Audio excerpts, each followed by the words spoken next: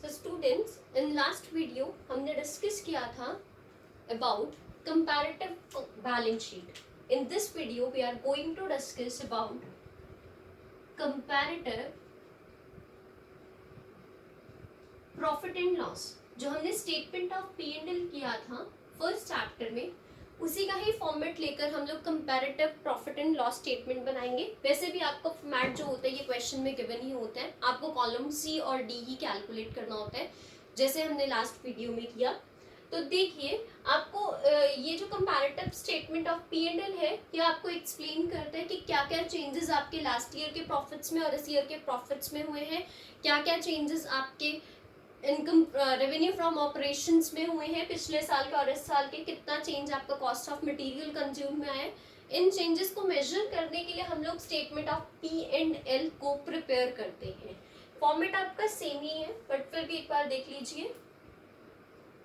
तो सबसे पहले आपका आता है कॉलम ऑफ पर्टिकुलर्स. अगेन इसमें आपको जो भी पी एंड एल से रिलेटेड इन्फॉर्मेशन क्वेश्चन में गिवन है वो आप statement of P and L की तरह ही प्रिपेयर करेंगे. Next is your note number.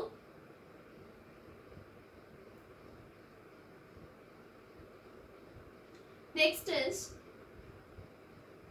again your previous year and your current year. यहाँ तक की इंफॉर्मेशन आपको क्वेश्चन में गिवन होगी. प्रीवियस ईयर का कॉलम आपका बन जाता है column number A, current year का कॉलम आपका बन जाता है कॉलम नंबर बी.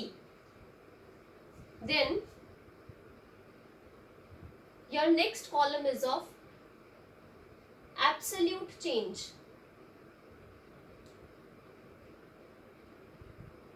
यानी कि आपका कॉलम नंबर सी कैसे निकलेगा, बी कॉलम को जब हम ए कॉलम में से डिडक्ट कर देंगे जैसे हमने बैलेंस शीट में किया था. Next column is of percentage change. Column number कौन सा होगा ये आपका डी. अगेन कैसे निकलेगा, सेम वैसे ही column number C divide by A multiply by 100, क्योंकि हम परसेंटेज में आंसर निकाल रहे हैं. इसके बाद आप यूज कर सकते हो अपने वर्किंग नोट्स, या आप अपनी कॉपी में नोटबुक में तो नीचे बना सकते हो या किसी रफ पेज पर बना सकते हो, बट मैं आपको साइड पर इसीलिए बना रही हूँ बिकॉज मेरे पास स्पेस थोड़ा कम है. सो आप वर्किंग नोट्स जैसे बनाते हो उसी तरीके से बनाओगे. आइए क्वेश्चन स्टार्ट करते हैं.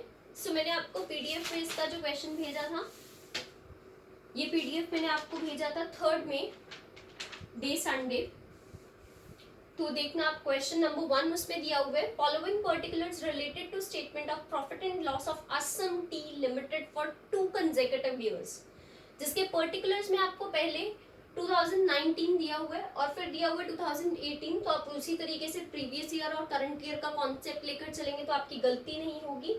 सो आपका प्रीवियस ईयर है 2018 और आपका करंट ईयर है 2019. तो 18 की वैल्यूज यहाँ आएंगी, 19 की वैल्यूज यहाँ आएंगी. अब स्टार्ट करते हैं क्वेश्चन, जिसमें आपको सबसे पहले दिया हुआ है रेवेन्यू फ्रॉम ऑपरेशंस.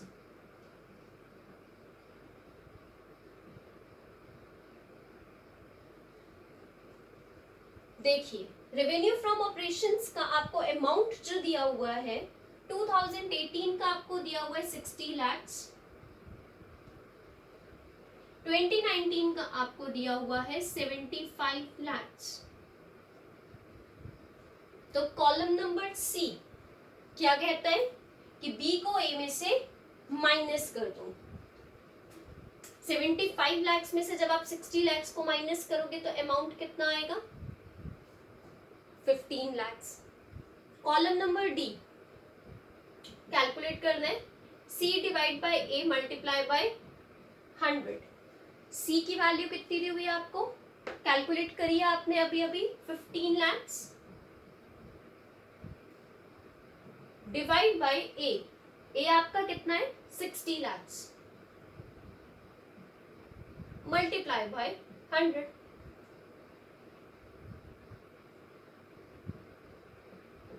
5 3 के टेबल पे कट करते हैं, 5 2 अगेन 5, तो ये आपका आ जाएगा वैल्यू 25%। ये आ गया रेवेन्यू फ्रॉम ऑपरेशंस।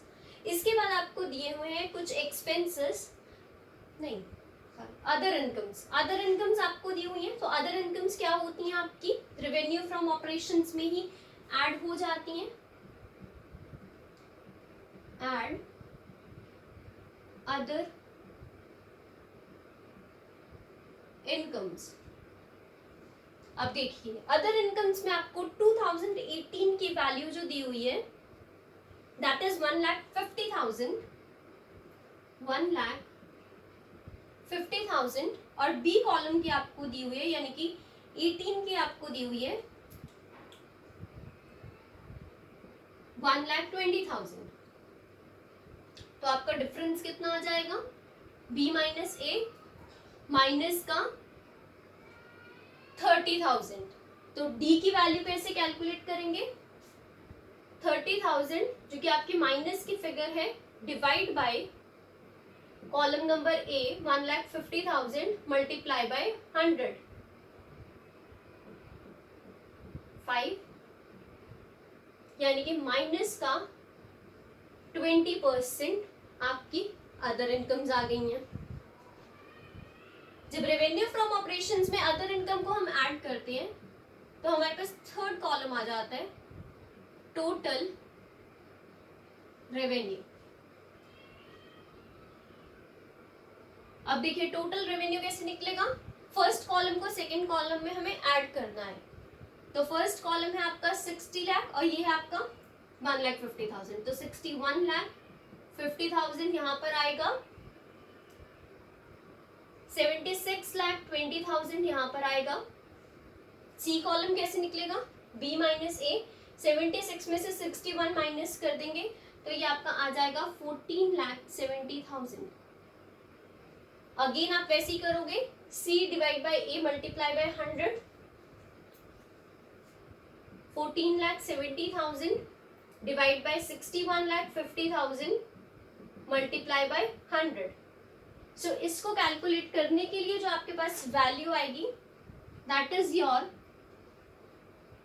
23.9। ये आपका आ गया टोटल रेवेन्यू। इसके बाद आपको क्वेश्चन में दिए हुए एक्सपेंसेस। एक्सपेंसेस क्या हो जाते हैं आपके, माइनस। तो एक्सपेंसेस को माइनस कर देंगे हम। पहले एक्सपेंसेस लिखो। आपको एक्सपेंसेस दिए हुए इधर 44 लाख, देन आपको दिया हुआ है 50,60,000। 50,60,000 को 44 लाख में से माइनस करेंगे तो 6,60,000 आपका आ जाएगा। तो निकाल लो D column, 6,60,000 divide by 44 lakh multiply by 100। ये 11 के टेबल पे कट कर दो, 4,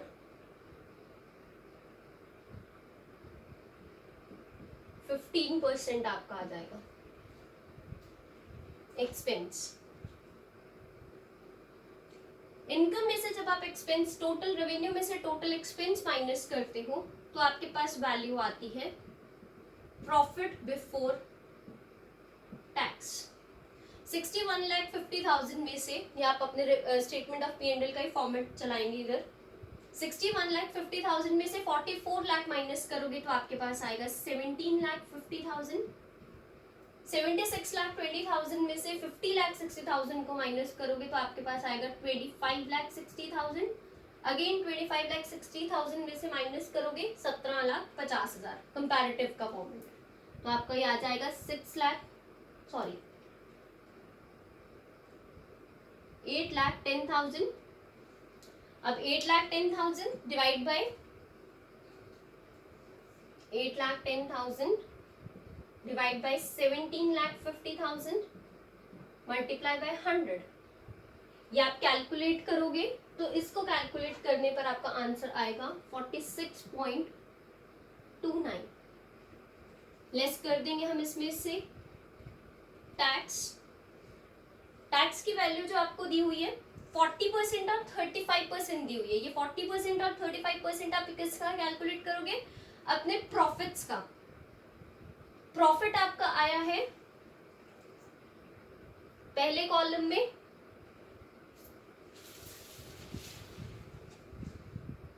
40%, तो 17,50,000 का आप कैलकुलेट करोगे 40%। और दूसरे ईयर का आपका प्रॉफिट आया है 25,60,000, ये वाला। इसके ऊपर आपको बोला हुआ है 35% कैलकुलेट करना है। आप ये दोनों अमाउंट्स कैलकुलेट करके टैक्स का अमाउंट यहाँ लिखोगे। टैक्स आपका है 6,12,500 और इसका आपका आ जाएगा 10,24,000। अगेन इसमें से इसको माइनस करोगे, सी कॉलम आ जाएगा, दैट इज 4,11,500। फिर 4,11,500 के लिए डी कॉलम वैसे कैलकुलेट हो जाएगा, डिवाइड बाय 6,12,500 मल्टीप्लाई बाय 100। ये आपकी फिगर आएगी 67.18। कैलकुलेट कर लेना परसेंटेज।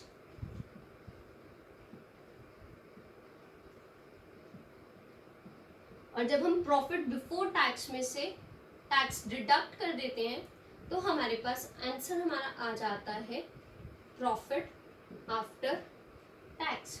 तो 17,50,000 में से 6,12,000 माइनस कर दोगे तो आपके पास आ जाएगा 11,37,500। 25,60,000 में से 10,24,000 माइनस कर दोगे तो आपके पास आ जाएगा 15,36,000। 15,36,000 को 11,37,500 में से माइनस कर देंगे तो आपका आ जाएगा 3,98,500। डी कॉलम अगेन आपका वैसे ही निकल जाएगा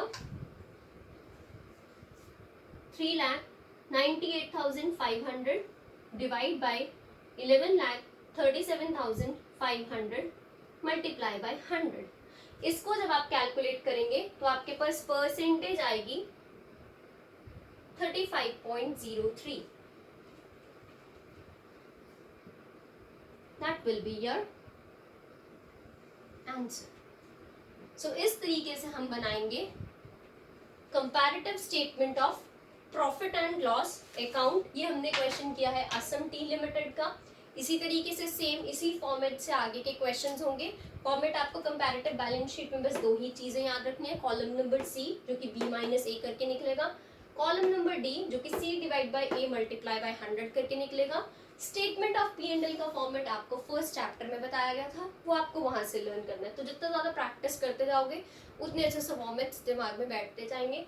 so practice lot and lot. Practice आप जितनी ज्यादा करोगे उतना ही आपके लिए अच्छा है। So this is about your comparative statements. इसमें आपकी बैलेंस शीट भी हो जाती है और पी एंड एल भी कवर हो जाता है। Then we'll start a next video, our next chapter, common size statements. We'll discuss that in our next video. Thank you so much.